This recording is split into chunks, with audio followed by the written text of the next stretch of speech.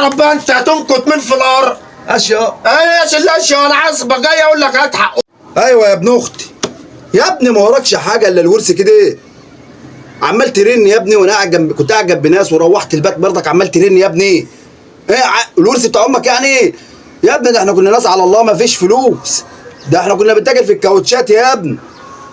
طب بقول لك اشو عزعها في التليفون لحسن اجي انكتك عندك. ده هيفضحنا ويخليها يجرسنا الورث.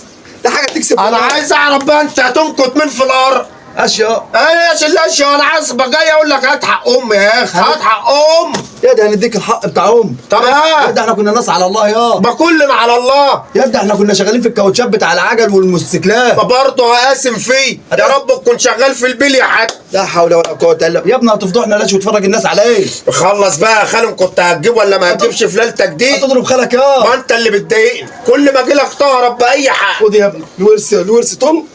الورث اهوت. هم سابوا لنا الجاز الكاوتشات ده والحصان ده. ماشي يا ابني، انا هاخد الكبيره دي عشان الراجل بياخد اكتر من مره، وانت خد الحصان والفرده دي. ياخدك ربنا، انت ما شبعتش اخداه. هو يا ابني الورث ده. حط العجلتين جنب بعض كده. خد الورث ده وامشي احسن اقوم لك دلوقتي. امشي تمام. توكل على الله. يلا يلا هو فارس يلعب بالحصان ورحيم ياخد العجل. هتمشي من قدامي بقى. ادي الورث اهو واحنا فاضل